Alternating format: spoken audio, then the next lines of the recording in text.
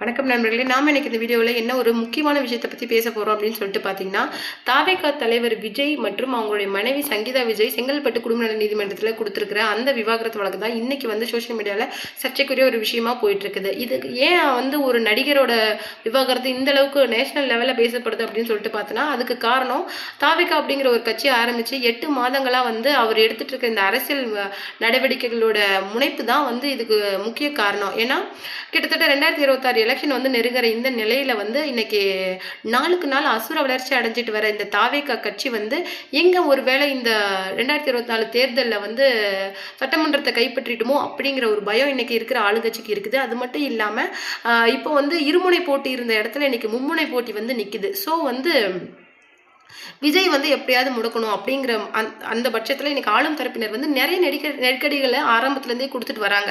அதாவது மாநாடுக்கு கூட்டம் கூட்டுறத கம்மி பண்ணணும், இவருடைய ஸ்பீச் டைமிங்கை கம்மி பண்ணணும், அந்த சாட்டர்டே போய் ஒவ்வொரு டிஸ்ட்ரிக்ட்லேயும் கொடுத்துருக்குற அந்த ஸ்பீச் அந்த லிஸ்ட்டு இது மாதிரி இந்த சாட்டர்டே அவர் எங்கே வரப்போறாரு அப்படிங்கிற சஸ்பென்ஸே அன்னைக்கு தான் தெரியும். ஸோ இந்த மாதிரி விஷயங்களை மக்கள்கிட்ட ஒரு விறுவிறுப்பை ஏற்படுத்திட்டு இருந்த விஷயங்களை அப்படியே குறைச்சது இப்போ இருக்கிற ஆளும் கட்சி தான். கரூரில் நடந்த அந்த ஒரு மிகப்பெரிய சம்பவம், அதாவது 45 உயிர்கள் போனது யாருமே மறக்க முடியாத ஒரு விஷயம். அதாவது இது நேஷனல் இல்லை இன்டர்நேஷனல் மீடியா இந்த விஷயத்தை டெலிகாஸ்ட் பண்ணிட்டு இருந்ததுக்கு காரணம் 45 உயிர்கள் ஒரே இரவில் போயிருக்குது. அதில் சின்ன குழந்தைகள், அதாவது ஒரு 2 வயசு 3 வயசு குழந்தைகளையும் அதில் அடக்கும் அப்படிங்கிறது தான் பெரிய துயர செய்தி. இந்த விஷயத்துக்கு எல்லா நடிகர்களும் எல்லா அரசியல் தலைவர்களுமே இரங்கல் தெரிவித்தாங்க அப்படிங்கிறது இன்னொரு பக்கம் இருந்தாலுமே இதுக்கு எந்த மாதிரியுமே விஜய் ரியாக்ட் பண்ணலை.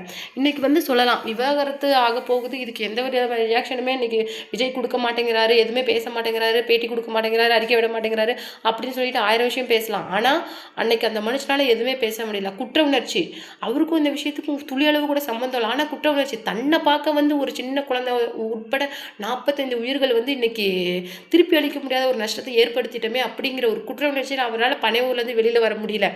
அதாவது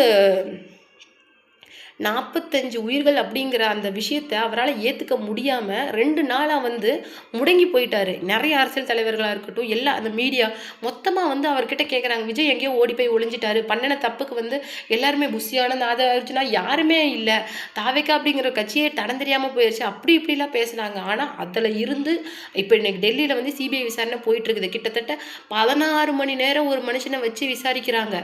இவ்வளோ ஒரு நெருக்கடி அழுத்தத்தில் கூட இன்னைக்கு தாவேகாவோட எல்லா அரசியல் முன்னேற்பாடுகளுமே அப்படியே ஒரு அசுர வேகத்தில் போயிட்டு இருக்கிறதுக்கு காரணம் அந்த கட்சியோட அந்த ப்ராக்ரஸ் தான். அந்த தொண்டர்கள் கொடுக்குற அந்த எனர்ஜி அதை அப்படியே விஜய் உள்வாங்கி தனக்குள்ளே இருந்துக்கிட்டு அவங்களுக்கு ஏதாவது திருப்பி செய்யணும் அப்படிங்கிற மாதிரி நிறைய விஷயங்களை இன்னைக்கு ஒவ்வொரு டிஸ்ட்ரிக்டில் நடத்தும் போதும் அந்த டிஸ்ட்ரிக்டே அனலைஸ் பண்ணி இதெல்லாம் இருக்குது, இதை நான் உங்களுக்கு கொடுக்குறேன். அதாவது அவர் விவசாயத்துக்கு கொடுத்துருக்குற அந்த முக்கியத்துவம் அளப்பரியது.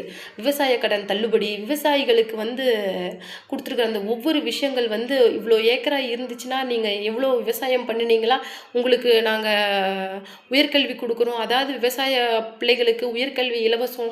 அவர் கொடுத்துருக்குற ஒவ்வொரு விஷயங்களுமே யாருமே நினச்சி கூட பார்க்க முடியாது. அந்த அளவுக்கு ஒரு ப்ராப்பரான டீமை வச்சு அவர் பண்ணிட்டு இருக்கிறது தான் எல்லாருக்குமே ஆச்சரியப்படுத்துகிற ஒரு விஷயமா இருக்குது.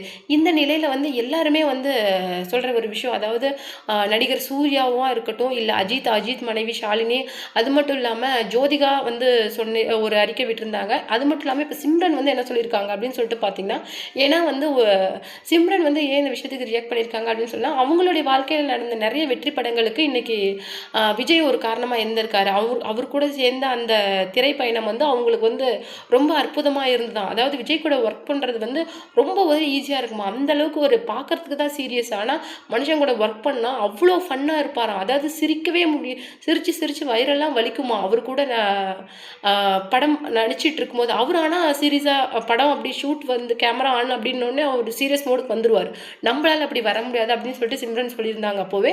அது மட்டும் இல்லாமல் ஒரு இடத்துல சிம்ரன் தான் தன்னுடைய ஃபேவரட் ஆக்டர் அப்படின்னு சொல்லிட்டு தாவேகா தலைவர் விஜயே சொல்லியிருந்தாரு. அவங்க என்ன சொல்லியிருக்காங்க அப்படின்னு சொல்லிட்டு பார்த்தீங்கன்னா, இந்த மாதிரி நடிகைகளோட விவாகரத்தில் தயவு செய்து தலையிடாதீங்க. நார்மலாகவே அவங்களுடைய விஷயங்களில் ஃபேன்ஸ் அதிகமாக தலையிடுவாங்க. நீங்கள் ஏன் பிரிஞ்சிங்க, நீங்கள் ஏன் இந்த மாதிரி செஞ்சீங்க. அதாவது பிரிவு அப்படிங்கிறது யாராலையுமே தாங்கிக்க முடியாத ஒரு விஷயந்தான். ஆனால் அதையும் தாண்டி ஒருத்தர் பிரியணும் அப்படின்னு சொல்லிட்டு முடிவெடுக்கிறாங்கன்னா எந்த அளவுக்கு அந்த உறவுல அவங்க மனசு உடைஞ்சு போயிருப்பாங்க அப்படின்னு சொல்லிட்டு அவங்களுக்கு தான் தெரியும். ஆனால் ஒரு நடிகர் நடிகை அப்படிங்கிற பட்சத்தில் அவங்களுடைய வாழ்க்கை விஷயங்கள் மட்டும் விவாத பொருளாக வர்றது வந்து எந்த அளவுக்கு நியாயம் அப்படின்னு சொல்லிட்டு தான் அவங்க கேட்டிருக்காங்க. ஏன்னா அவங்களுக்கும் வாழ்க்கையில் ப்ரைவேட் ஸ்பேஸ் அப்படிங்கிறது ஒன்று வேணும்ல.